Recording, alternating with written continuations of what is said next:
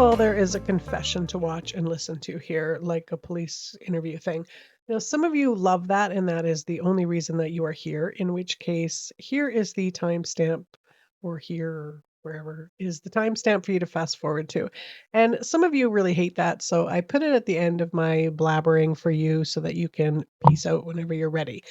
I have a rather in depth one for you today. I kind of made the mistake of paying for a subscription to newspapers.com, and it has sent me down some rabbit holes that it's just not even funny. But this is probably one of the worst cases of domestic homicide that I have come across. And unless you're in Eastern Canada, it wasn't really widely covered. So I think it's really important to bring some detailed coverage of it to other parts of Canada and to the listeners I have from many other countries that I am so grateful to for listening to my weekly rants. This is the Borutski murders. And I'm going to start this story in 1982 in a place called Round Lake Center. Now, I couldn't find a lot of information about Round Lake Center, but I know that Round Lake is a place that separates two provincial parks, the Bonnechere and the Foy, and that the center, or Round Lake Center, which is a small town, is within Renfrew County. It is west of Ottawa, about an hour's drive. Anyways, from pictures of it, it looks really really lovely, like as in try to buy a cabin there if you can, kind of lovely. And within Round Lake Center lived two families, the Barutskis and the Masks. Both nice, hardworking, honest families for the most part. Well, except one of the Barutski's sons, who in 1977 was charged and convicted of assault causing bodily harm. And that would be the Barutski's son, Basil. He was kind of known as a bit of a bully during his school years, and I don't have any details about this assault, but it sounds like kind of like a bar fight kind of situation between him and another man. And in 1982, Basil was working at Atomic Energy in Kitchener as a millwright. Kitchener is about a 5-hour drive from Round Lake, west of Toronto, so he was living there at the time. And the Mask's daughter, Mary Ann, had also moved to Kitchener. I believe she was working as a server in a tavern there. Anyways, the two of them met and married and moved back to Round Lake Center together. And during the next 26 years, a number of things happened. Basil racked up a few charges, mostly alcohol related, but often involving threats to like neighbors and just random people. And one time he was charged with urinating in a courthouse jail cell. He kind of showed a rather disrespect for authority all around. And inside the Barutsky house, things weren't going too well either. In 1985, just a year before they would have had the first of three daughters, Marianne charged him with domestic criminal charges, which he spent $20,000 of their hard earned money to fight and was actually acquitted of. Now, Marianne was afraid of what he would do if she left. She stayed in the marriage. And of course, after his pleas of he was actually the victim and she was just being vindictive. And so in 1994, she tried again to charge him with domestic violence, but again, he was acquitted. So finally, in 2008, she filed charges against him again for the third time for pulling her hair, slapping her, and trying to push her out of a moving vehicle, which were all witnessed by at least one of their daughters who did testify in court. Another daughter testified that he had repeatedly threatened to burn down the house that they lived in, and the house did in fact burn down to the ground later, but no charges were ever laid in that case. Now, these 2008 charges resulted in the charges being withdrawn when Basil arrived at court with a letter signed by Marianne, reading in part, "I have made false statements about him. I have destroyed the children's lives unknowingly," end quote. Of course, she was actually coerced into signing this letter written by Basil, and Marianne felt at least a bit at peace that now at least she had a restraining order against him and that they were officially separated at that point. Now, the actual divorce proceedings didn't start until 2011. And again, Basil had said that he was just the victim of a vindictive wife and that she would do and say anything to take his children away from him. And he said that actually Marianne had agreed to giving him full custody of the kids and control of her finances in this contract that he produced. And again, Marianne have been threatened into signing it. Now, fortunately, the judge in that case threw out this little contract and he didn't buy his story. But he also didn't really do anything about the fact that Marianne had told the judge that she believed Basil had been stalking her ever since their separation 3 years before that. Marianne would fortunately manage to wrangle her way free of what she described as their wretched marital relationship. She continued to be a source of contention for him. He believed wholeheartedly that he was the victim of her sorcery and her mean spirited lies that had been made up against him, despite the fact that she had physical bruising and signs of his abuse written all over her face and body. Unfortunately, even though she was free from the confines of an abusive marriage, Marianne's suffering kind of continued after that. She survived breast cancer, only to go on to have a stroke at some point, which left her with permanent hearing loss, and then was later diagnosed with fibromyalgia, living her days in pain and chronically exhausted. In the summer of 2005, so while Basil and Marianne were still married, Frank and Natalie Warmerdam moved from Toronto and their two children, Adrian and Valerie, to Renfrew County on Foymont Drive to raise the kids in a more rural and tight knit community. Natalie had been working as a software writer, but she had gone back to school after her kids were born. They were a little bit older, to work as a palliative care nurse because she wanted to do more meaningful work. She this enabled her to sort of travel around the Renfrew County area, providing care to dying patients who wanted to spend their last days at home. But in 2010, her marriage to Frank had ended when he had left her and moved out. And although they stayed friendly, it was a really hard time in Natalie's life, and she was devastated by him leaving her. It really broke her confidence, and she developed some insecurities and anxieties, mostly about money and how she was going to move forward without him. Meanwhile, on New Year's Eve of 2010, Basil was stopped at a check stop and failed a breathalyzer that he later claimed was rigged. It was like he was once again the victim of a system that was aimed at taking him down. He believed that the OPP was out, which is the Ontario Police, was also out to get him because they had heard what Marianne had said about him. It was something like that. That was his side of the story, anyways, of why he was always being victimized and targeted by the police. Well, Natalie had not heard the rumors when she met Basil while she was caring for his dying father, and they became like friends at first, but it quickly becomes a romantic relationship. Now, Natalie believed very strongly Basil's stories that they were all these people out to get him because of these false accusations against him from this vengeful wife that he had, which I think is something that is tempting to do, especially when you're dealing with a narcissist that, nothing is ever their fault. They can be very, I don't want to say charming about it, but they weave a very believable tale so that they can make you believe that they are in fact the victim. I think that the important thing to look for with people like that are like, are they always the victim? Like, is there a pattern there? Is there anything that they can say was because of their own actions?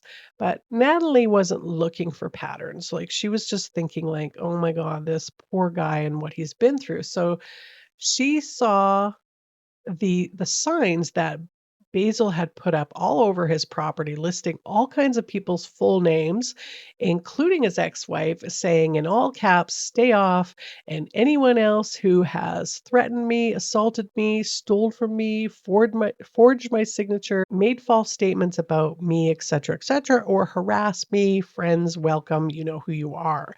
And then he put a little smiley face on his sign. So Natalie saw these signs as like the actions of a desperate and victimized man, and not the red flags that Natalie's grandmother saw them as, because she had heard the rumors about his relationship with his ex wife and the allegations that had been made against him. And of course, all this drinking and driving nonsense. And she tried to warn Natalie about him, but Natalie had very she had a very strong sense of justice and believed very strongly that you are innocent until you are proven guilty. And none of the charges or allegations made against him had ever resulted in any kind of a guilty conviction. So, therefore, it made sense to her that his ex wife was maybe making it all up and was this proverbial crazy ex wife out for revenge. By the spring of 2012, though, Natalie was starting to figure things out. Basil's drinking and his constant raging about how and who everyone had been wronging him was starting to wear a little thin on her. This was probably not helped by the fact that he had started telling her that if Marianne ever did manage to get him put in jail, that when he got out, he would immediately kill her and have no problem going back to jail for it. And so at that time, she told him that she wanted him out. She wanted him to move out. Only he refused and said that he was entitled to half of all of her stuff, including the house that they were living in, because they were now common law. Well, Natalie had so much trouble trying to get him out that she moved actually into the guest room in her own house. And not that Basil let her get any sleep, though. He would stay up late into the night, raging at her through the door. So Natalie started to wonder, like, what she had gotten herself into, like, why she had believed these victim stories and how on earth she was going to get rid of this guy. Well, on July 27th, 2012, things got even worse for Natalie and her kids when, in a rage, Basil threatened to kill the family dog, skin her son Adrian if he got his hands on him. There was likely an assault towards Natalie involved in this altercation, but we're never actually going to know that because Basil managed to get us the assault charges dropped by pleading guilty to the threats. So he was only sentenced to 5 months, which um, in her mind at least got her out of the house, but she was worried about when he was going to get out of jail, which turned out to be only 33 days later.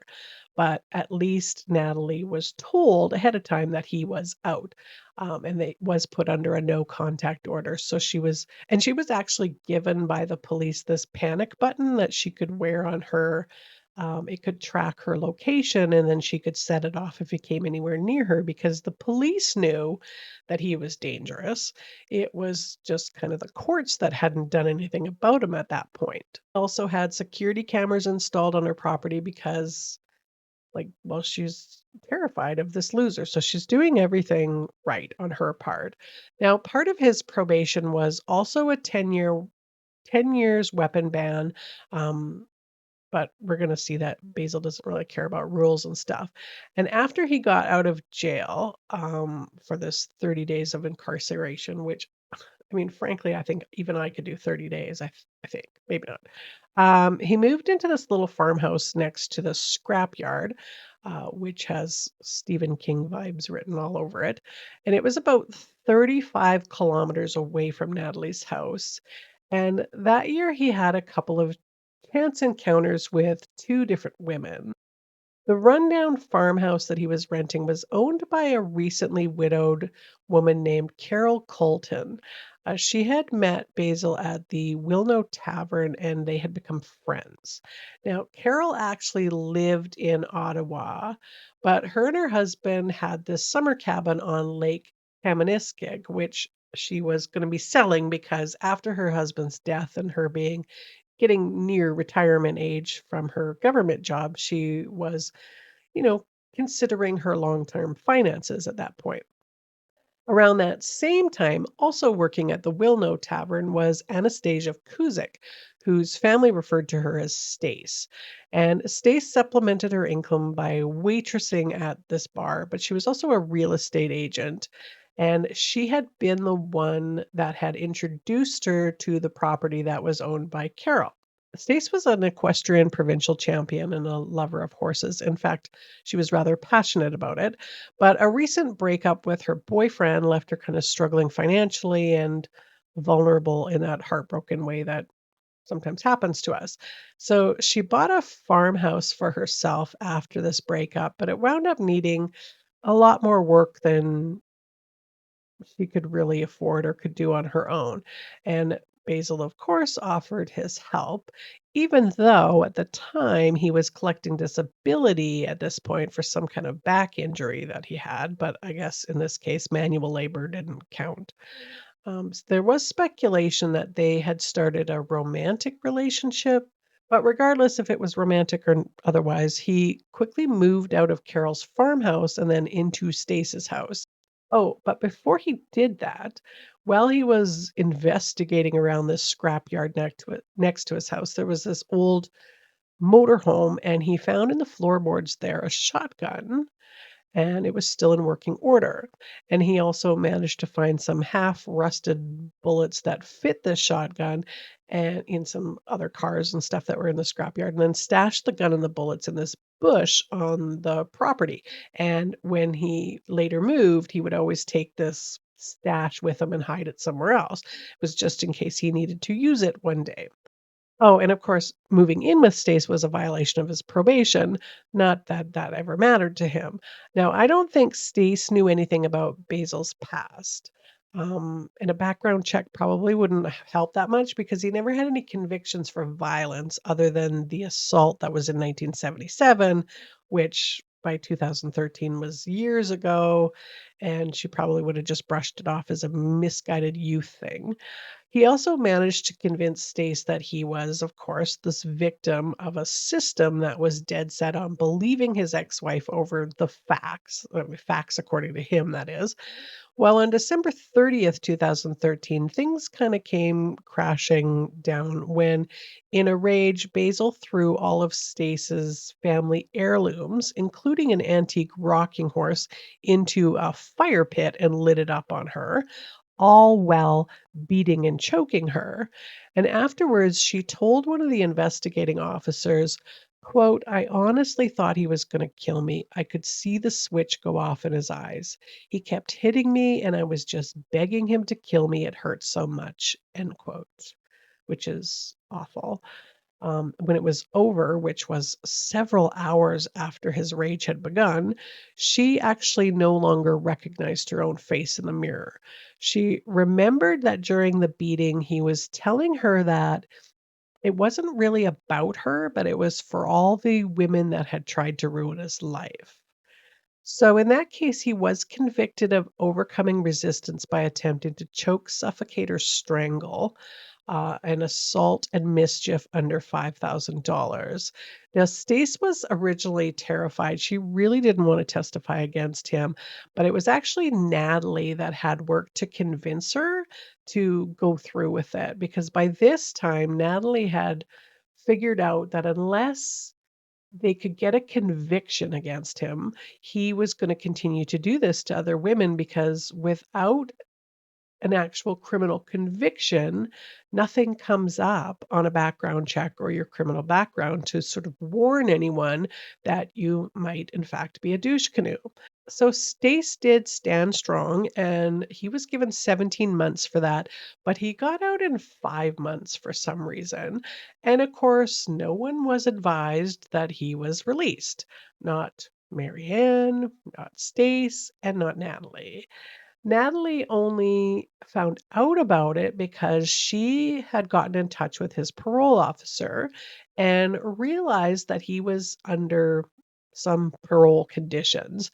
There was a no contact order against her, which was great, and also that he was to attend this anti-violence counseling thing, which is also great, except the parole officer gave him permission to him to attend this counseling near where Natalie worked, which was against the restraining order. But he had allowed it anyways because, I mean, you want this guy to be better. Like, you can't find a different place, whatever. Well, He, of course, never attended even a single session of that, and for that, he was not reported for being in breach of his conditions. His weapons ban was extended at that time from 10 years to a lifetime ban after that second conviction. No one knew about this little stash, of course, in the bush outside of his place. And if you're thinking to yourself, like, well, Kim, like, sure, this guy's a dick and clearly an abuser of women, but he hasn't killed anyone. Well, I say to that, as I would to any police officer, judge, or prosecutor, no, not yet, but you wait, it's coming. So by the spring of 2015, he had moved into this social housing complex at 5967 Palmer Road in Palmer Rapids, and he quickly befriends a few of his neighbors, particularly this one neighbor named Shirley, who he was at least kind enough not to start a romantic relationship with. Now, she considered him to be this really nice guy, and she thought he was very kind and generous, very thoughtful, very hardworking. She really knew very little else about him. So she started to give him permission to borrow her car, like kind of whenever he wanted to. He was still unemployed at the time. He was living off this disability for his back injury or whatever it was. But again, he was busy wooing his neighbors basically by planting these gardens and doing stuff for them in exchange for whatever, using their cars or whatever he wanted. And that is about the time that he started to try to reconnect with Carol Culleton, who was the widow from the Wilno Tavern that owns the cabin out at Kamineskeg Lake. And I might also mention here that Basil, by this time, well, he actually had a suspended driver's license, so he really shouldn't have been borrowing anybody's car for any reason. It sounds like Carol wasn't all that interested in keeping up her friendship with Basil, let alone any kind of ship. But Basil was his usual persistent self and started to show up at her cottage to do these odd jobs for her to help her fix it up for selling it, even though Carol had never asked him to do any of that and really didn't want him around. And if he didn't show up in Shirley's borrowed car, he would show up by boat over the lake. Like, just red flags. He even built a deck without asking her first, and she's like, "What the fudge, guy?" And now, fortunately, she lived in Ottawa and she had just come out sometimes to do like to the cabin, but when she did, every time he was always there. And one time he took her address on this from this Christmas card that was at the cabin that he saw there, and he drove the 2 hours to show up on her doorstep uninvited, certainly unwanted. So Fred started to warn Carol that, like, this guy's acting pretty stalkerish, but she's trying to keep the peace. She just kind of wants to get through all this until she can sell the place and then it'll all be over. Well, over the Labor Day weekend, Carol had attended some kind of get together at the lake with some of the neighbors there. And of course, Basil had invited himself and showed up there. Well, Carol was just doing her thing. And I don't know if she was kidding around or joking, whatever. She jokingly sat on this guy's lap, or maybe it was a guy that she was actually interested in. It doesn't matter. She was not in any kind of relationship with Basil, but he didn't see it that way. So he went back to her cottage and ripped up her flower bed. And by this time, all these stupid discussions, or more like rages, that he kept having over Stace and Marianne and Natalie was wearing thin on a lot of people around Renfrew County. So the next weekend, when Basil again called her late at night, thinking he's calling up his girlfriend, she told him to bugger off and that she didn't want anything to do with him anymore and to like stay the fudge off of her properties, as in plural, like don't come anywhere near me. Well, he went off by text on her, sending her like hundreds of angry messages after she said, "Please stop." And this went on actually for a few days. Her friends told her to contact the police about it, but I'm not sure if she ever actually did that. I think she just kind of hoped that it was going to blow over and that he would, I don't know, find another woman to harass soon enough. Well, on the 14th of September, so about another week later, he had a meeting with his probation officer, one Carolyn Royer, and he did his usual complaining about the housing complex that he was living in, that he considered it a bit of a dump, and that he couldn't drive. He, of course, didn't bother to mention the fact that he was borrowing Shirley's car on the regular, like pretty much every day, kind of regular. Carolyn knew that he had never attended a single session of his court ordered anti violence group. So, why she didn't report any of that, I don't know. On September 20th, Carol sent a final text to Basil, hoping that he's going to finally get the hint and bugger off for good, saying, quote, "My friend and I are back together. Please don't bother me." Instead of buggering off, he sends her back a text that she is a cruel, vindictive, self centered human being and tells her that karma will take over.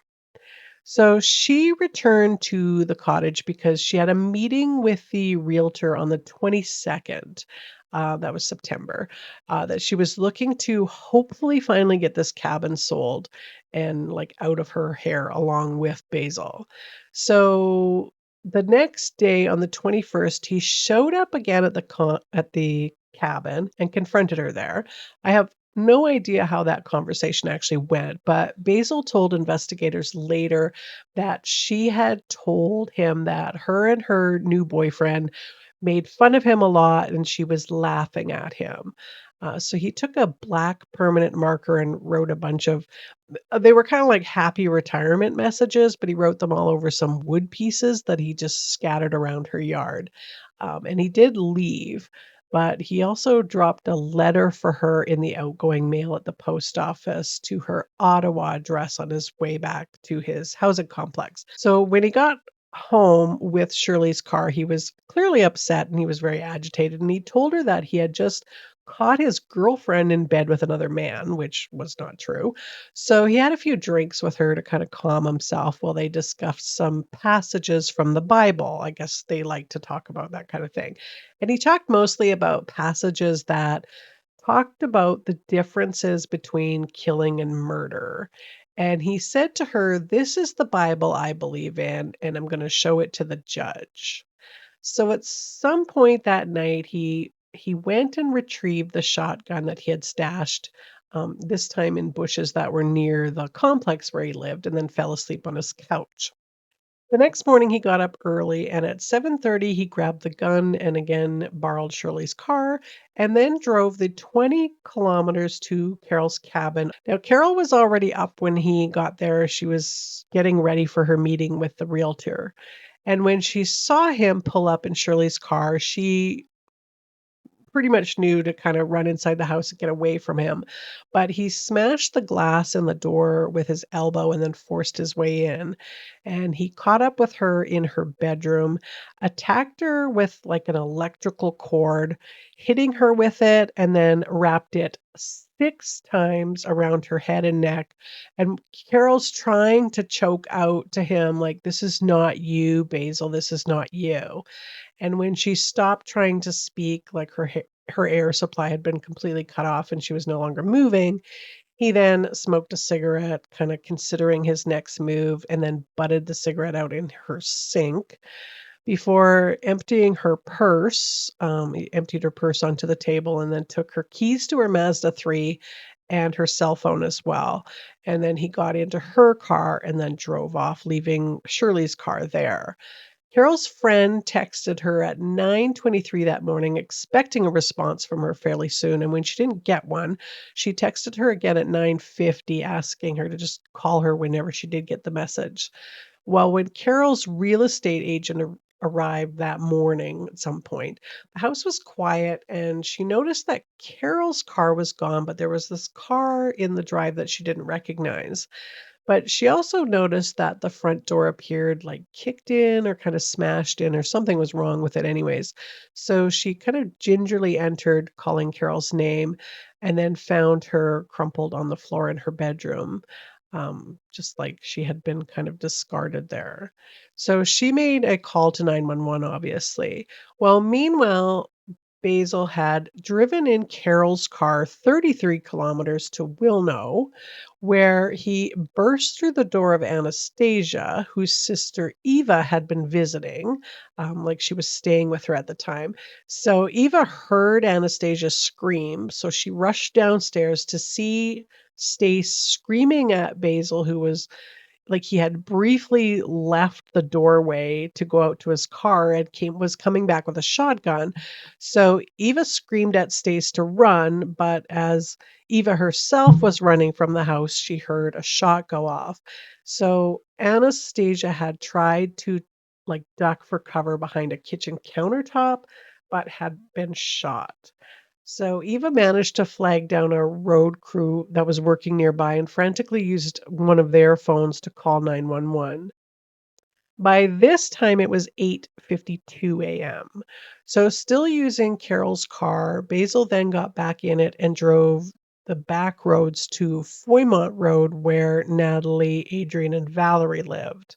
Now, fortunately, Valerie was at school at the time, but Adrian and Natalie were both home, and being a small community and the sort of tensions from their original separation seemed to, at least from Natalie's point of view, had kind of calmed down. Natalie had returned to leaving the front door unlocked, and had also stowed her panic button that she once wore very diligently around her neck was now kind of like under her bed mattress.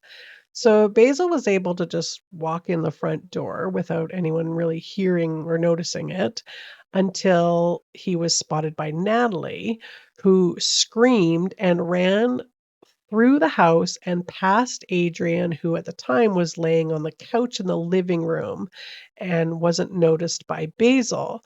So, as Adrian had sort of realized that something was really awful, like something really bad's going down, he jumped from the couch and then ran outside where he hid in the bushes. I think he was hoping that his mom was running towards the back door, but as he was exiting, he heard a shot. Now, his mom, Natalie, had been shot in the neck, and Adrian was only 20 at the time, so he was terrified. He stayed in the bushes until the police arrived later. And by that time, sort of an all out manhunt was ongoing for Basil in Wilno. And Carol had also, by this point, been discovered in her lakeside cabin. The school that Valerie was at had been put on a lockdown because obviously there was an active shooter in the area, but Valerie had no idea like what was happening or that her mom had been killed until a police officer had her called to the principal's office. And until that point, she thought like it was just a drill or something that they were going through.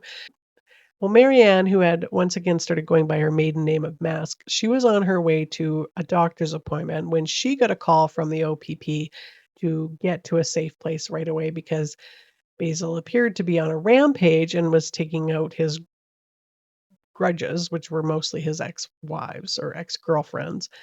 So she sped to the provincial park outbuilding where she hunkered down there. At 12:50, Carol's cell phone rang. Her friend was phoning actually to check on her because she'd heard on the news that Basil was going around shooting his exes, or at least somebody was going around shooting his exes. Um, and at that point, Basil was heading towards White Lake, which was about 80 kilometers from Natalie's home.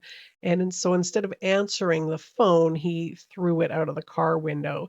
And it was later found in a ditch about 9 kilometers from her home. In White Lake, he pulls into the parking lot of like Burnstown Road of this lumber company and asked two of the sawmill workers there if they knew where the big guy was.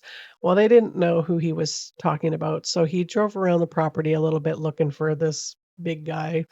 He didn't know his name, but he knew where he worked, and it was somebody that had wronged him in some way. He didn't see him, thankfully, and so he got back into the car and then headed east. By noon, the police had started to include the Ottawa police into the search. They were concerned that Basil was going to start heading towards the city or that that's where he was going. And helicopters were deployed. Basil actually pulled into one of those highway pull offs and left Carol's car near a camping area on Beck's Road in Kinburn. And then he sat down at a picnic table to write in his notebook. Now, beginning his entry in his notebook with the words, "I hate money."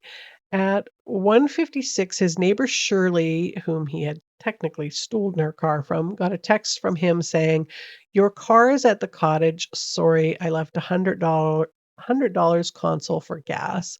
Bye, friend." Now he misspelled bye, but I'm assuming this was a goodbye message. He then sent a text to his daughter Sarah saying, "Sorry, Sarah, your mom took your dad on you. Amanda too. I'm all alone. Nobody ever believes me." Now, the police contacted Basil's brother Arthur to try to make contact with him so that they could either track his location or get him to talk. And Basil confessed, I guess, as it were, to the murders. And he said, "Yes, I did it. The guilty have paid. Justice finally. I'm tired." And he ended the call telling him that there was a helicopter circling. Now, Arthur was actually aware of that because he had been taken by the police to kind of like a sniper location near Beck's Road in case they needed him to sort of help negotiate. He had been texting him actually from really nearby. So the police set up a perimeter. They were really concerned about the safety of the kids. There was a school about 800 meters from where Basil was. But Basil actually didn't put up any kind of fuss. He just walked out under his brother's instructions to come out hands up with no gun. And Basil, the first thing he asked them is, like, "Do you want to know where the gun is?" So he gave them directions to it, and they found it. It was just lying in the grass next to this sandwich baggie of shell casings or bullets. And then he had a note sort of stuck to it on a branch that said, "I have no gun. Don't murder me. I give up." The Friday after the killings, there had a handwritten letter from him was delivered to the parole officer's office saying, "Judge not, lest ye be judged. Now ye will be judged by me. I'm getting out and I'm taking as many that have abused me as possible with me. Justice." And then he writes justice in all caps. But based on his 4-hour plus confession, which I'm going to play bits of it for you in a little bit here, um, he's pled not guilty to all of his charges, including 2 counts of first-degree murder and then 1 second-degree murder charge for Carol Culleton. He even interrupted Justice Manger's instructions to the jury, calling him a liar, and reminded the jury that in his mind, at least, he was guilty. He was not guilty. But a jury, they didn't really take too long to find the now 60-year-old Basil Borutski guilty of everything that he had been charged with. And I just want to sort of read this from Justice Maranger's sentencing decision. Now, this is just part of it. The 22nd day of September 2015 will forever be remembered by the citizens of the counties of Renfrew and Hastings. It will be remembered as a time of terror and sorrow. It will always be considered one of the saddest, darkest days in the community's history. For on that day, Basil Borutski took it upon himself to exact vengeance, to act as judge, jury, and executioner against 3 beloved innocent women. On that day, Basil Borutski committed 3 vicious cold-blooded murders. The trial was supposed to last 17 weeks. It lasted 6 weeks. This was largely because Basil Borutski decided not to actively participate in his own defense. Despite repeated requests by the court, including requests during the pretrial motions, including a psychiatric assessment and jury selection, the trial, including this final stage of the trial. I borrow from the eloquent words of Nathalie Warmerdam's mother, as I'm certain these words apply in some way to all the victims in this case. There is a huge hole in our lives and in our hearts. Daily we walk under a black cloud. Our health and family dynamics have been sorely affected due to the everlasting stress and sorrow. When considering the other victims in this case, I cannot help but feel particularly sympathy for Eva Kuzyk and Adrian Warmerdam, who will have to carry the real images of this murder, the everlasting memory of the terror of that day for the rest of their lives in the loss of a sister and a mother. Basil Borutski has a history of violence against women, Two of the victims were subjected to his abuse in the past. He has several criminal convictions supporting this fact. In his statement to Detective Sergeant O'Neill, Basil Borutski came across as someone who sees himself as a victim of basically everything, of men, of society, of police, of the justice system. He goes so far as to indirectly blame the police and the justice system for his murdering of these three women, all of which is outrageous. He seemed incapable of taking responsibility for his many wrongs. As Amicus pointed out, there is perhaps some indication of an underlying mental health issue, but I conclude on the whole of the evidence that the character of the accused is that he is a violent, vindictive, calculating abuser of women who on September 22nd, 2015 took his hatred to his ultimate climax and committed the triple murders of Carol Coleman, Anastasia Kuzyk, and Nathalie Warmerdam. The sentence will be life imprisonment without the eligibility for parole on each count to be served consecutively, being a total of 70 years. However, 6 years later, Basil died of natural causes at the Millhaven Institution. He was 66 at the time, and I say good riddance to bad rubbish, I guess.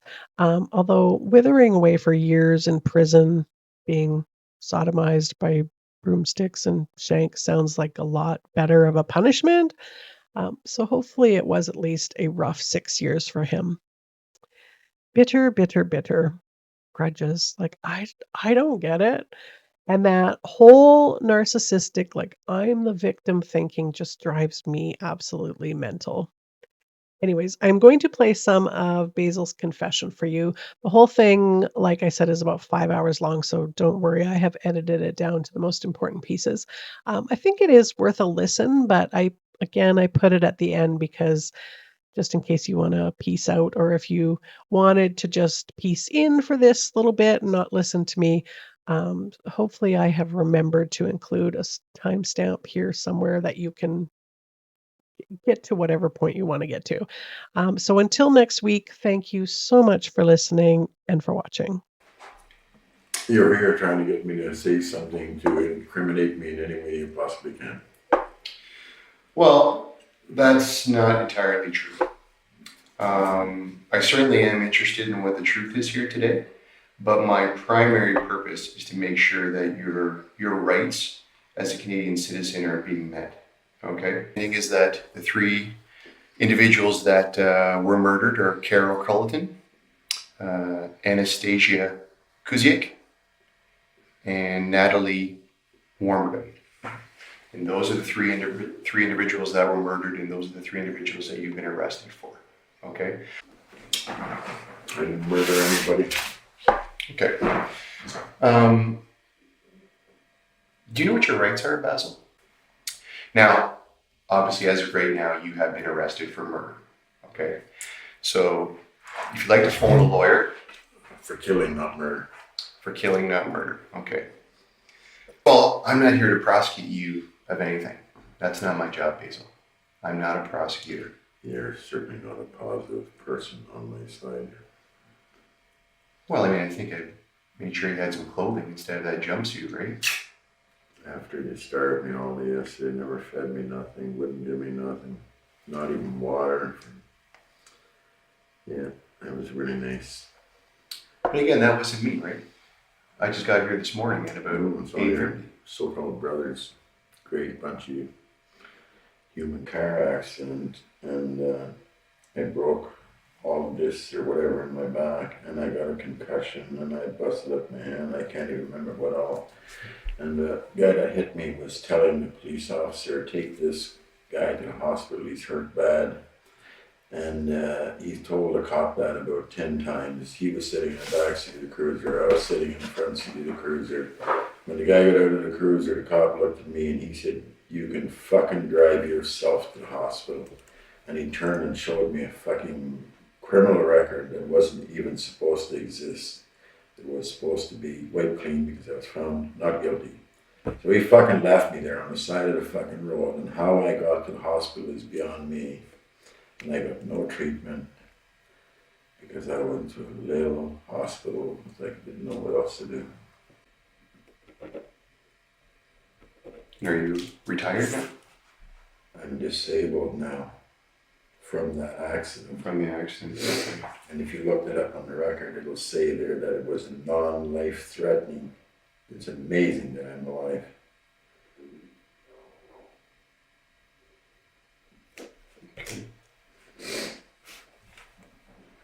So I know all about you good cops, so user.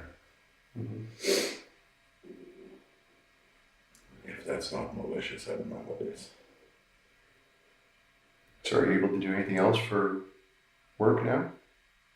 No. Were you able to get any sleep last night? I have no idea if I slept on some steel bench. Mm-hmm. Can you imagine with my back what that feels like? No humanity whatsoever. When I asked him to loosen the handcuff because I had my hand cut off, who cares? Is it when you were coming over from Ottawa the cuffs were too tight? Is that what you're saying? And they left me sitting outside here in the car. I kept telling them I can hardly feel my fingers anymore. My whole hand swelled up. No, it's not blue. I don't care. I had my hands cut off. I feel things a little different than what you do. Mm-hmm. I was only asking for common sense.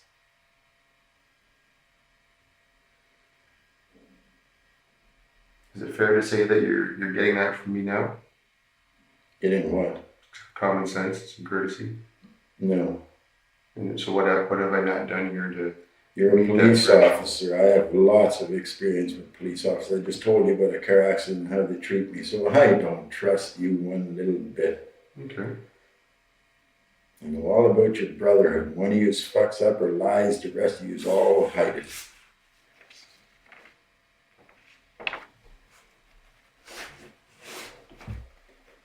Doesn't sound like you've had very many positive experiences with policemen. I've never had a positive experience with a policeman. Mm-hmm. If there would have been a positive policeman, my whole life would be different. My wife was having an affair with her first cousin. She called Kathy. Kathy called another cop named Ian Anderson, who was her boyfriend. He got involved and said that he had knowledge of me assaulting my wife, and he caused the police officer investigating to charge me for nothing. The officer never even met me, and he said he had knowledge. He's a liar. And again, I've just met you, and I told you I have very limited knowledge about you. And I'm trying to learn a little bit about it. What's the point? Well, the point is that you're here, and I'm here, and malicious prosecution, that's the point. Basil, do you care what people think about you? No, I don't want people to think about me. I have a few friends that are really friends. The rest of the people in the society are all judging me now on what yous have done to me.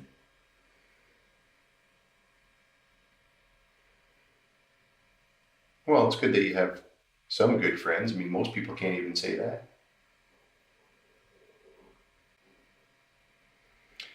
Well, one of the reasons I'm also here, Basil, is that I'm sure you're aware of the gravity of the situation and the seriousness of this investigation. I certainly am, given that you've been arrested for these crimes. And there are no more serious crimes than murder. I didn't murder anybody. That's right, you killed somebody. Correct? Killed 3 people, actually. What's the difference between killing and murder? Thou shalt not murder. Commandments. Mm-hmm.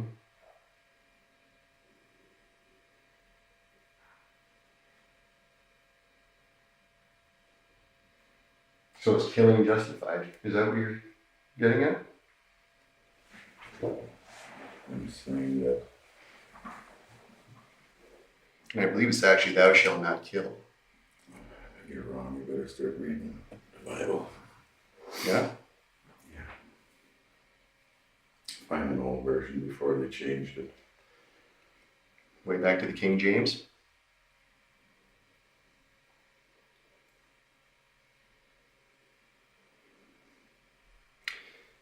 Anyway, the importance is that you understand that obviously this is a serious situation. Frankly, Basil, that's why I'm here. In my experience, that the why these things happened carries a lot of weight, and it's quite important to other people.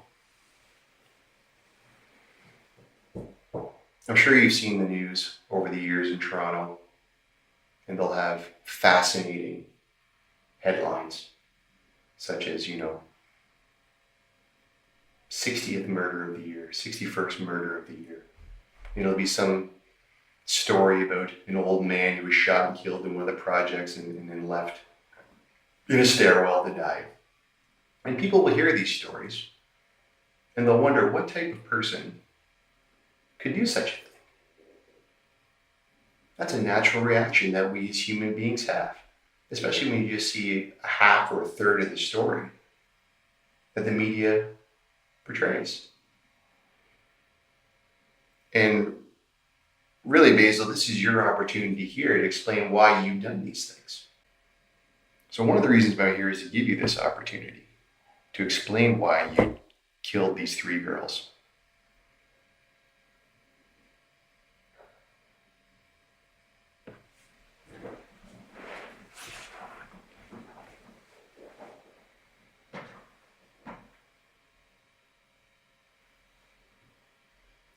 You're putting words in my mouth. I haven't said anything. You just I just asked you a simple question. Why did you kill these girls? That's it. You're putting words in my mouth. I didn't say that. Which words am I putting in your mouth? What you just said. And this is what I want you to think about, Basil. This is what I want you to do. I want you to look into the past charges against me by those women, and I want you to do that proper investigation from the point of view of what really happened, and then have a retrial, a fair trial, and then we'll talk about reality. So any information you want from me, you can get by simply doing the proper investigation for the past. I was put in jail twice, wrongfully. Now go out there and find. You're a good cop, you go out and find out why that's wrong. It's not hard. What were they for? What were you in jail for? You don't have to look very hard to figure out that, no, it's right. Basil should not have been in jail. After you do that... First step of the investigation is tell me what I'm investigating. What were you charged with? Don't play me for stupid. You know exactly. I don't know, Basil. I don't have to play you for stupid. I don't have to pretend when I don't know what you were charged with. I understand you have a criminal record. I think you're stupid right now to talk to me as if I'm stupid. Just go out there and punch the computer. Don't act like I'm an idiot. Well, here's the other thing, Basil. The reason why I'm asking is whatever common criminal offense you were charged with, I don't investigate. I only do homicides. I guess that's why you're not going to figure it out, because you're not smart enough to go back and find out. Maybe you could find out that, geez, Basil was innocent. Maybe you could find out that some of these cops done some pretty bad things and they framed Basil. Maybe you could find out some of the reality and all the pieces might fall into place. But what did they frame you about? What did they do? Was it about women? Could it be Did I already tell you some stuff? Could it be another... Did I tell you about a Kathy Sinosky and an Ian Anderson? Did I tell you? Did you write that down? Those are just names. I don't know what Constable then. Write that down. Constable, and find out. Look into the past, what their big mouths had to say, the lies they told. Try that out for style. That's a really good place to start. Look at Reggie Armonas. Look at her party. Find out that I told the truth through that whole thing, and she lied through the whole thing.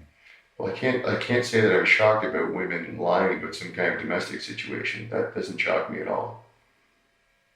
When I was a road constable, I dealt with that lots of Women times. use the system to their advantage financially for every reason they can. Of course they do. Well, that's corrupt. If you know that, you should be doing something about it. Well, what would you like me to do about it? That's the way the world works, Basil. That's the world we live in.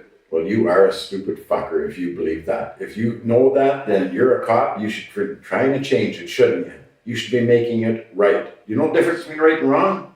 I do. So do I. Well, obviously not, because you just said that's the way the world is. What a stupid thing to say. If it's wrong, you change it. You're a cop. I'm one cop, right? I'm one person. And that means you can't do nothing about it, eh? No. Yeah, you don't even open your mouth and voice an opinion. Maybe sometimes you gotta take the path of least resistance, Basil. Yeah, because then you stand back and let people like me take the fall. Accuser. I would say the most horrible thing you could do is take the life of a woman. Kill a woman. That would be the worst thing you could do, I would say. I think there's a lot of people that agree with me. I think you agree with me. You should re-educate yourself. You think killing women is okay? It's good? Don't put words in my mouth. I never said no. I don't need to put words in your mouth. They're coming out just fine. I'm just pointing out some fairly obvious observations. I'm talking about the reality of how things get to where they are. The reality is 3 women are dead. You're You killed them, and you're talking about how you were wronged years ago in some kind of cheesy, domestic assault charge? That's what you hear? That's what you're telling me. 2 ex-girlfriends of yours. 3. 3? No, I don't think Nathalie was. I think she turned you down, right? I lived with her for 3 years. What are you talking about? Came for half the farm. Worked on it. Sorry, Anastasia is the one that turned you down. Turned me down. She's quite a bit younger than you, too. You're not the first guy to be turned down, though. I wasn't turned down by Anastasia. I was dating Culleton, and I was working in Anastasia's house. Okay. She was a friend, like a daughter. So what did these women do to you that made you have to kill them? That's the burning question of the day. So I'm in jail for nothing, and that doesn't matter to you? Not right now, no, because Well, you going into jail for a little while kind of pales in comparison to being dead. Don't you think? I think it's quite important that when innocent people go to jail, the police don't do anything about it. They don't investigate. They don't care. Well, you know what, really, why do we have to do anything about it when we have you to take care of these problems? It's very evident what I'm talking about. We're way beyond. Listen, I don't know if you noticed this or not, but the question out of my mouth this whole time we've been here was certainly not, did you kill those 3 girls? Because you did. That's very clear from this investigation. And witnesses and evidence. I'm not asking that question. That's not a question I need an answer to. That's not what I care about. It's irrelevant. It's a moot point.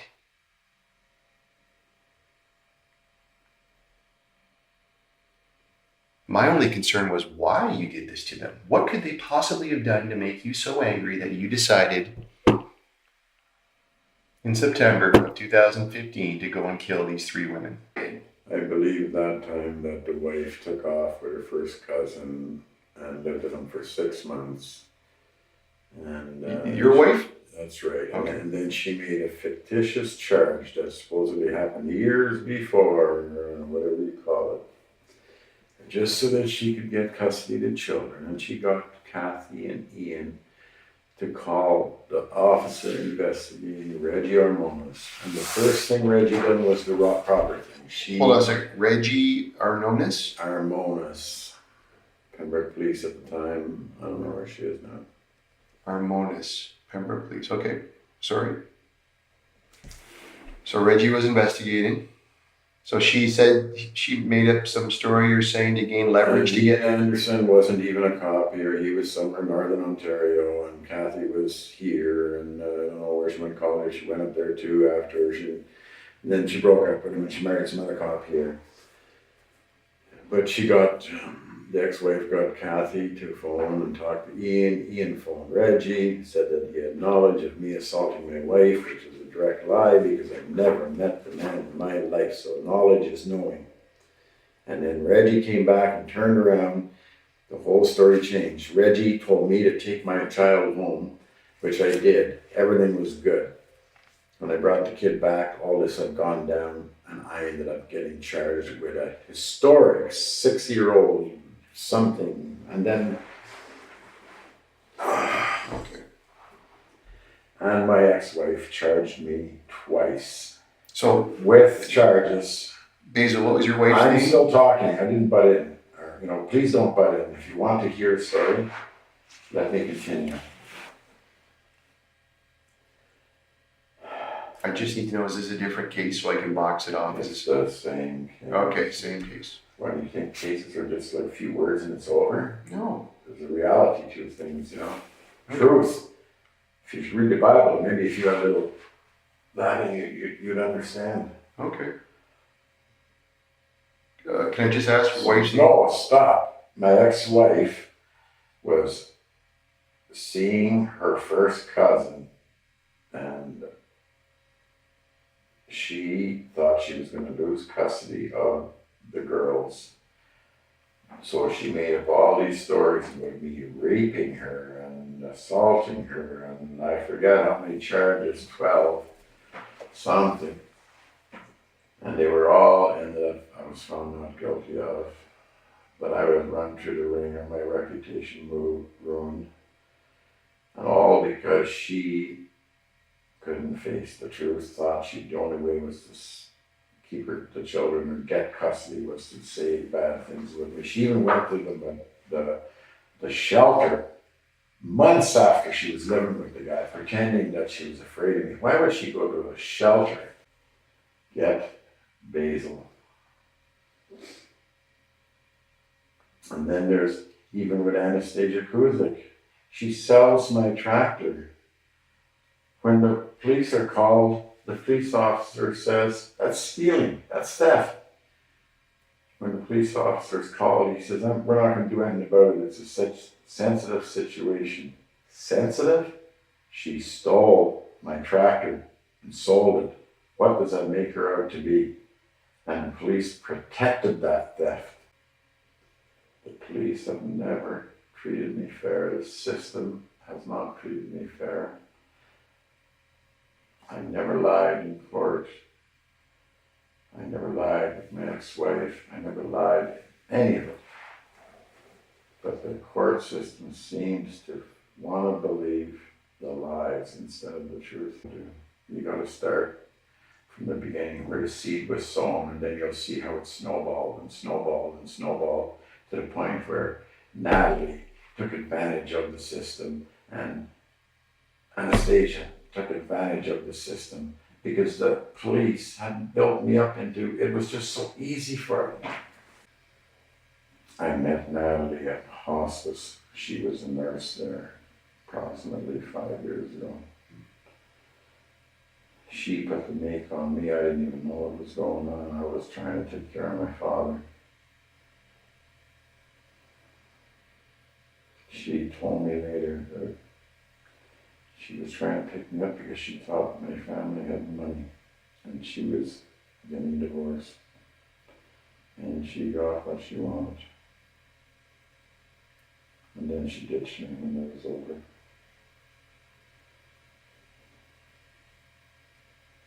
She simply moves on to all my hunting buddies, and then on to somebody else, and then on to somebody else, and whatever. There's a purpose to this killing, in the burden that you're trying to take on to change society. It's called justice. I've never had justice in my life. From what you've told me, I understand how Nathalie and Anastasia fit into this, but I don't understand Carol. It's the very same thing.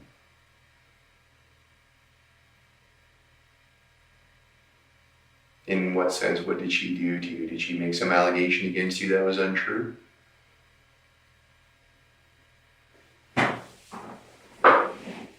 Lie for money. Lie for work. And it's Nathalie. I spent $200,000 there minimum. She wouldn't even work. She lived off of me. I worked on that farm 3 years and brought it back. I turned it into a farm. She told me everything I was doing was what she wanted. And then when the court system told her she fought because she thought we were going to get all the money. She was actually practically my lawyer. When she found out that I was going to get nothing, because as the judge said, he didn't believe a word I was saying, and every word I was saying was gospel truth. He chose to not believe it, not see it, not want to know the truth. And he told, I didn't even know it was possible. He gave everything to my wife, and he made me buy my own hunt camp back. So I got nothing. She started hunting for somebody else, and that's when the false accusations came. She knew it was so easy because she had just gone through the system. She simply said I was going to hang her son, threatened. I did no such thing. I said, he walked across the kitchen floor that I was washing. He walked into an office, looked back, went like that, walked back across the floor. I mop it up. He turns around, back. He did it about 5 or 6 times. I wanted to hit him with the wet mop right in his face. And I told Nathalie when she got home what he done. She would come back and says, yeah, he admits it. Sorry, what? Yeah, he admits it. That was it. No record, nothing. They didn't make him come and apologize. They didn't make him. I actually, after started believing that she put him up to do it, because it wasn't much longer after. Then when I told her I wanted my money back, that was it. She went off the handle, flew.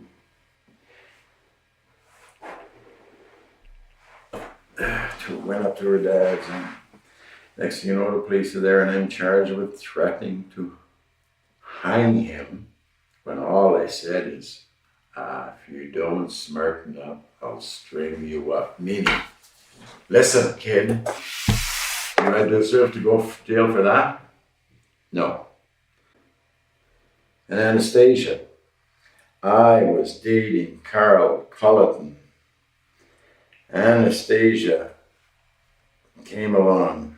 Well, I knew Anastasia way longer than Carl, but I treated Anastasia like a daughter. She was a friend. She lived in my house with her boyfriend.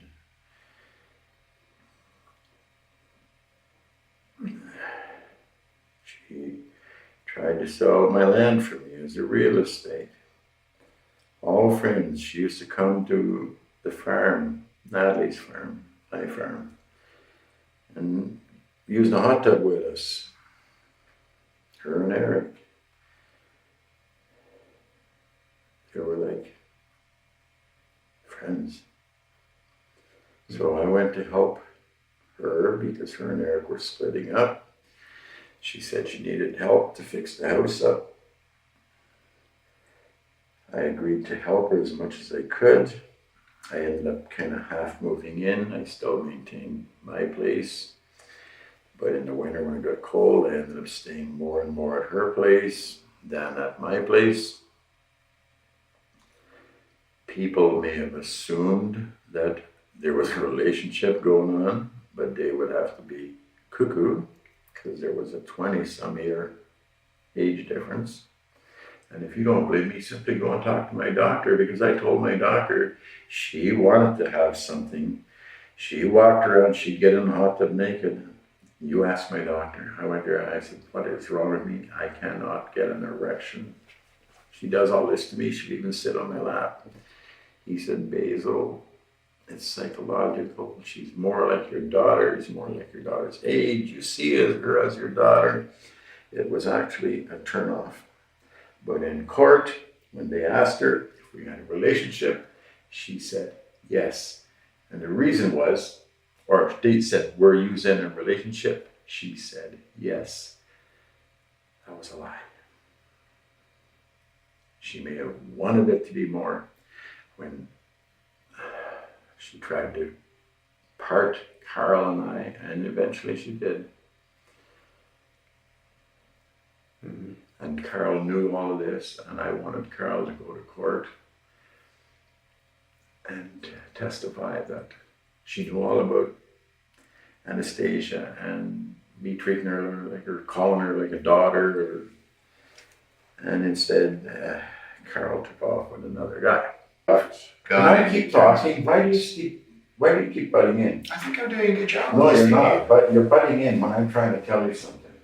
Her and I were talking about the Bible. She's religious. I am not. I tried to explain to her that I'm not religious, but I am spiritual, and I read the Bible, and I understand it more than most priests, and I will debate the Bible with any pastor or whoever wants to talk, because if they're wrong, I'll show them in the Bible where they're wrong, and I've done it many times. And basically, Well, I think one thing about the Bible, if you know, well, hold on there, because you know what, you bring up some good points that I think need attention brought to. Then you ask me to. Well, you have a lot of important things to say, and I can't keep up with a lot of them. I guess that's my fault. But what I'm saying is, the one thing about the Bible and spirituality that I think we could probably agree on, and that the majority of people would, is really, it's about balance. That's very clear from everything that you've been saying here this whole time. If you think that this happened because I was going to change the justice system, you are so. I think we both know that it can't be changed. You just want to draw attention to the fact that it's flawed. Can't be changed. Well, it all comes back to the very simple question of why this happened. So why did this happen, Basil? We're having two different conversations here at the same time. I'm talking to you about being a police officer, and you know it's wrong. You don't try to change the system. Me, I've got nothing to do with changing the system. This is your time. What is it you want to draw people's attention to? What is it, Basil? I don't want to draw people's attention to anything. You certainly have. You certainly have drawn attention. I want it to be left alone. I'm going to suggest that killing 3 women is not the way to be left alone, my friend. I have nothing left. You stuck everything. Well, they've taken things from you, yes. And that's why I say... Use. Your brother had. Me? No, I've taken nothing from you. No, the police have. If the police would have done a proper investigation at any point, any time, and proved, instead of trying to prove that I was guilty when I was not, I want to know more. Proof when I was innocent, nothing would have ever evolved to this point. Couldn't possibly. I want to know more about this investigation you're talking about. I'm going to go and give this to my partner and have her pull out the report because I want to see it, okay? The night before, and I was talking to her about the part where the 10 Commandments, and she said it's thou shalt not kill, and I said no. If you look in the newer Bible, it'll say thou shalt not kill. In the old original Bibles, it's thou shalt not murder. And I explained to her. Yeah, I made that same mistake. I keep talking. I don't like to interrupt because I lose my train of thought. Sorry. I explained to her that if it said thou shalt not kill, it would mean not be able to kill an animal for food or whatever. For various reasons, people kill for sport, kill for food, you kill for whatever. And I said, that's why it's murder. And I said, when you kill a murder, it's killing something. Murdering is killing something innocent. And which I abhor, how do you ever say the word? I hate child molesters. I hate what happened to my ex-wife. I know that destroyed her, that she never had a life. I know that played a big part in what he done to her has played out on me as the bad guy. And then so it just keeps rolling. I understand that. I've read every psychology book I could to try to help her. But after 27 years of abuse from her, or her seeing me as abusive because I'm trying to help her, and her family wanting to hide their family secret, because that's what they call it. Okay. So this is happening in Palmer Rapids. So we were talking, and I guess whatever our end conversation was, when I fell asleep, I must have dreamt about it. Or I hadn't slept. I kept telling everybody in that building that I am tired. I haven't slept in days. Everything is going haywire. And I was talking to the crisis people. I'm trying to get help, and I need somebody to talk to, and nothing. I got no one. I even talked to my probation officer was one of the best ones for trying to help me, but that was not even her job. And I ended up with basically nothing anyway. And I kept telling me I'm going to explode. I can't handle it anymore. Everything is too much. I never dreamt that.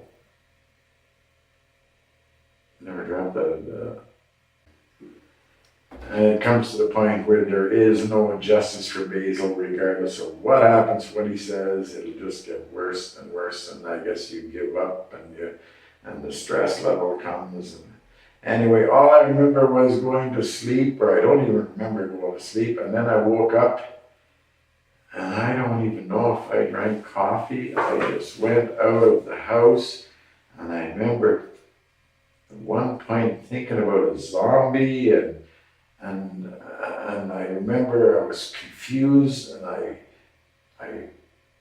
remember saying the Our Father, Hail Mary, over and over and over, and I was driving, and I said, I was talking to myself out loud, or I think I was, maybe I wasn't, but I kept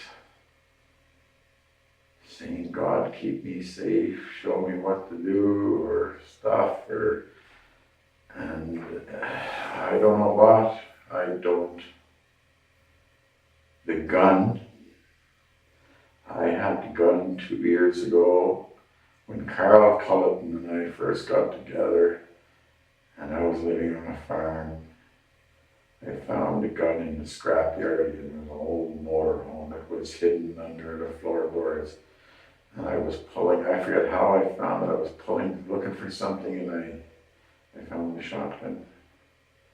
And then I collected shells out of every car well, not every car, but I get 2 out of this car, 3 out of it's a kind of country atmosphere, and I was living near a scrapyard next door. I collected the shells. If you look at them, half of them are rusted, and I don't even know if they. And that was because at that time Carl would visit me there at the farm, and the police would drive by and they'd shine lights, stop in front of the house, shine lights in my windows. It was freaking Carl out, and it kind of destroyed her. And I was totally honest with her. I told her my whole history, and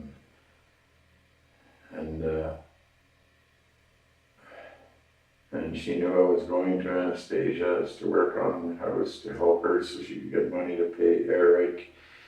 But Anastasia twisted that around to make it look like we were in a relationship so that she wouldn't have to pay, because the whole thing was, in the end, I told Anastasia, that's it, I'm out of here, you're not even trying to get the house, what do you call that, appraised.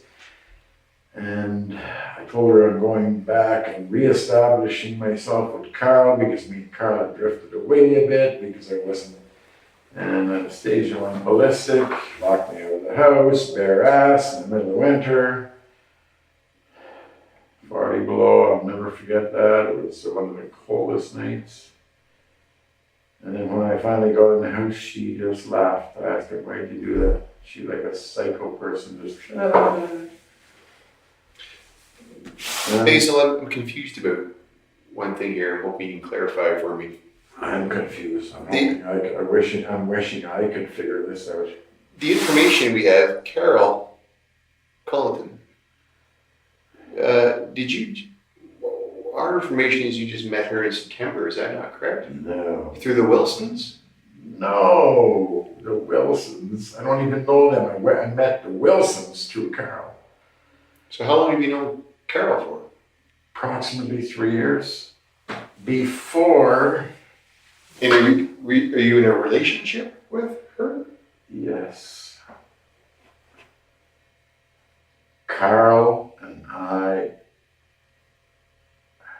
had sex, no problem. Okay. When I went to help Anastasia tried. She walked around me and she tried, and I couldn't. I went and told the doctor there's something wrong with me. Mm-hmm. This young whatever struts around. She even in the hot tub would sit on my lap and nothing. And my doctor told me, Basil, all the things that have happened with women with you, it's psychological. She's like a daughter to you, and it never happened. The doctor even gave me, because I thought there's something severely wrong with me, and it didn't even work. Didn't work. And then I thought it was because of my hernia, that was my thing, and I don't know. But then when me and Carl got back together, it seemed to all work again. I don't understand. What was God telling you to do? What was he telling you?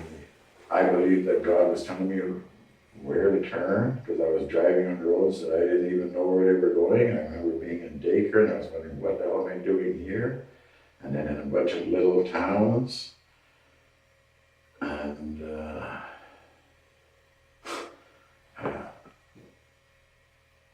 I remember I pulled into some little, like a park, roadside park place, and I drove around in a circle. And then I drove back out on the highway, and I remember saying, I don't understand why you wanted me to do that, but there must be a reason. And that would have been, I don't know where that was. What happened at Carol's? Can you remember that? At the cottage?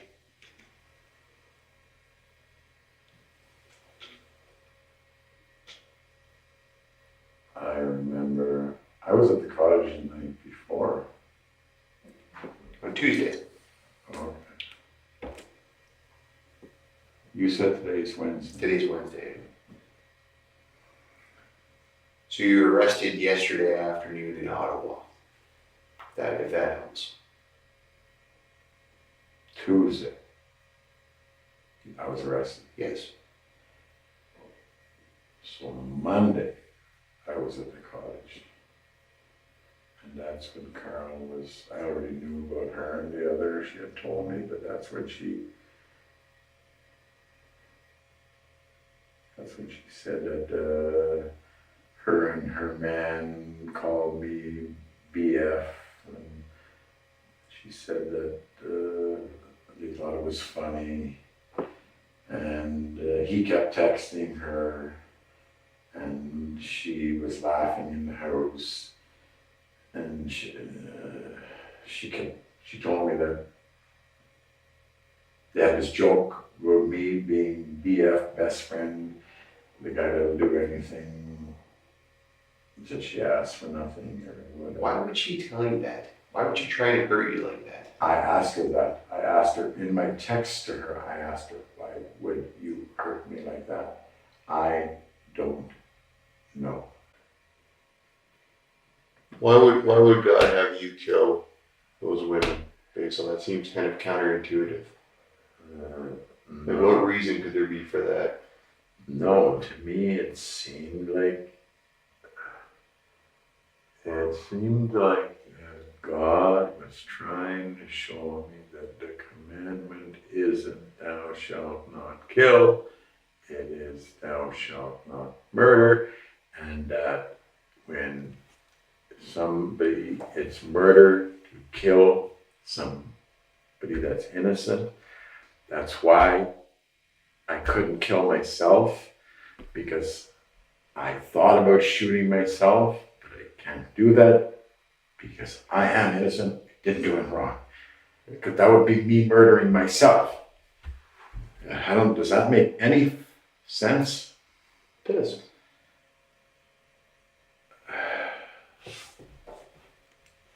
And So Carol, And so, no, the way you're saying it would be counterintuitive, no.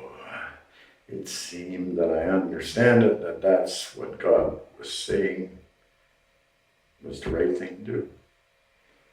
so in terms of Carol and Anastasia and Natalie, would you say you killed them or murdered them? I killed them because they were not innocent. They were guilty. I was innocent. I done nothing wrong. And the lying to the police to achieve, I didn't lie. It's all about lies, not about the money and the things. It's lie. I will not lie. If I do tell a lie, it's to protect somebody, like my daughter, or I will avoid, and that's a lie to avoid sometimes, but it's always to. Basil, you tell me that you don't lie, and you would only lie if you were protecting somebody from. Which I would call. Yeah. Are you lying to me when you say you don't remember how you killed those women? When you're talking about this zombie and seeing outside yourself and God telling you, are you lying to me? I never told you that. What did you say? When you tell me that you don't remember clearly what's happening after you left Elizabeth. Remember you talked about, you said you feel like a zombie? Yeah. And you don't remember everything? Are you lying about that? I never said I don't remember. I don't, I'm not, I think you're putting words in my mouth. No, I'm not. That's the last thing I'm trying to do. I'm just trying to clarify what you're saying. That's all I want to do. I do not want to put words in your mouth. I just want to understand what you're saying. I'm not lying about zombie. I'm not lying about driving. Okay. I'm not lying about praying. I'm not lying about asking God to show me where to go. And because I wondered why I'm in daycare and wherever I was. I don't remember daycare. I remember the sign. And did you want what are you asking me? Am I lying about? When you said you felt like a zombie and you couldn't remember? No, I'm not lying. Okay. I'm telling you. That's all I was asking you. No, you just said more. You asked me if you were putting where. That's not what you asked me. You asked me if I remember. If you do remember everything. I don't remember everything, not yet. Okay. I think that I remember more this morning than I sure as hell did last night, because when that guy wanted to talk to me, I told him on the phone, I said, I don't even want to talk to you, I don't even want to listen, I'm so tired. And he said, well then hang up the phone. I don't know what he said, I don't know. Well, you know lots of things, because we've been talking for a while now, and clearly you're doing a great job of remembering some things, and you're understanding what I'm saying, and you're aware that you can talk to a lawyer at any time. So, I mean, you're clearly with me in the moment right now, I would say. That God is really helping me, because when I went to Carl walked right outside. Mm-hmm. What did you do?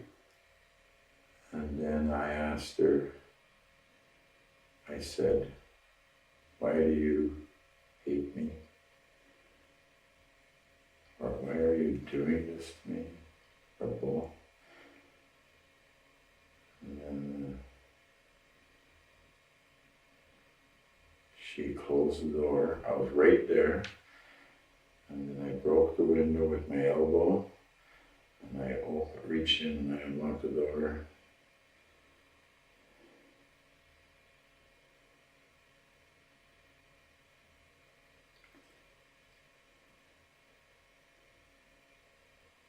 And she said,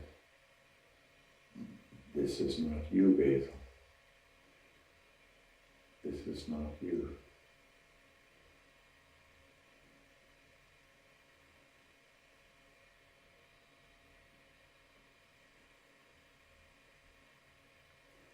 And then what happened?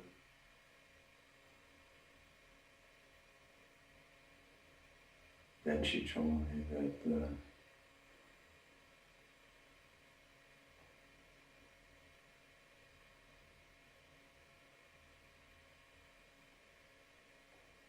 Dave was coming over because the hydro was out.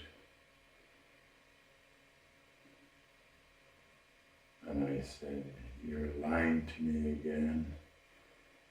And there was a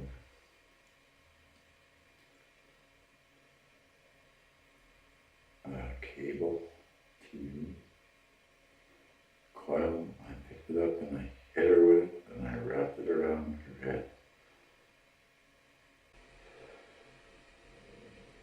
And I remember God's helping me do what's right. I remember God saying, not saying, God never spoke to me. I remember thinking that God's making this easy because Carl came out the door. Because when I got to Anastasia's, she walked out the door. As soon as I walked, wasn't even at the door, she just walked out.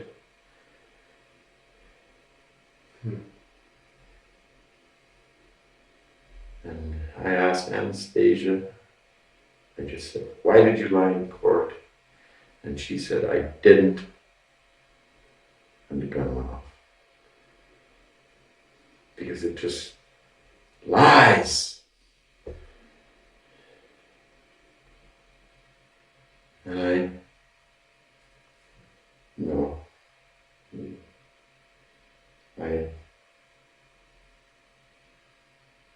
Where did she get shot, Basil? What do you mean? What part of her body? I have no idea. She ducked down the little island. I don't know. No, Behind a little island? there was a little island. And she was standing and she just went down and the gun went off after she went down.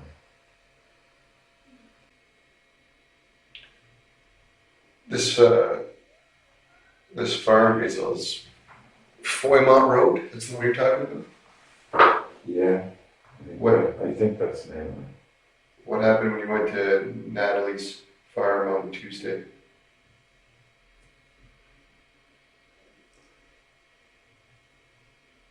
What happened? I just drove in, walked in the door. She was sitting there. She went around the corner. I followed her. Boom. Walked out. That's it. I don't think there was.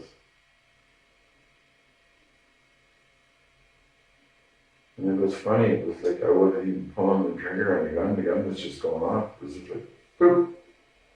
Damn. Do you understand how what's happened to these three women is wrong? Yeah.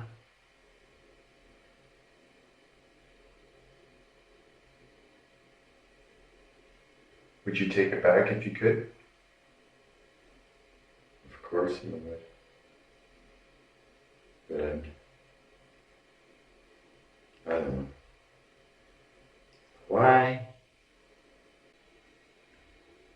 I don't have bad bone in my body.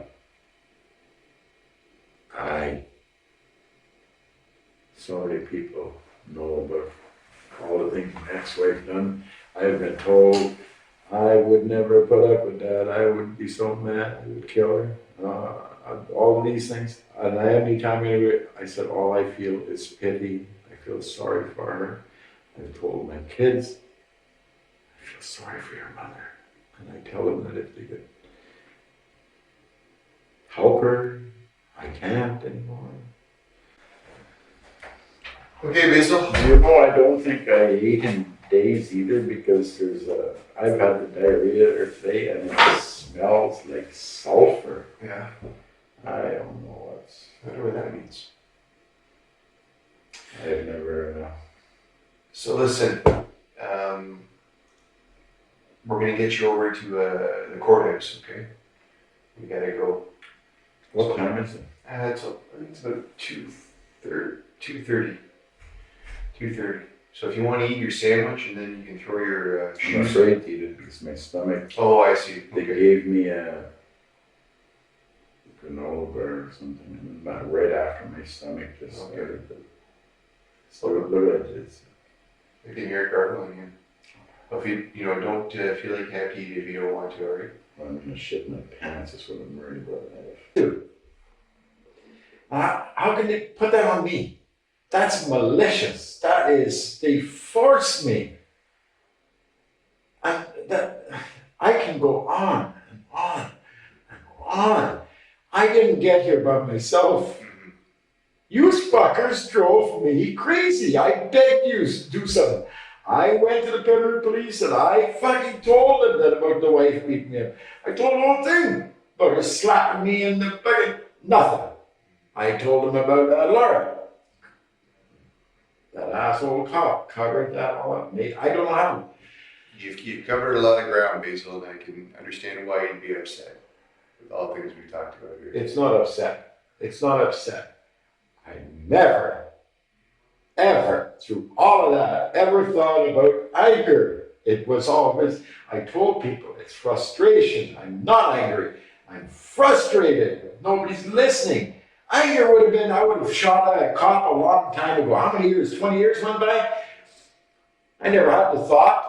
All my things were about make it right, fix it, help my wife, get the truth to come out. I always believed that someday, maybe, I will be vindicated, even if I only had 3 days of life where I fucking feel like I'm normal, like fuck. I never deserved one of these fucking things. Not one.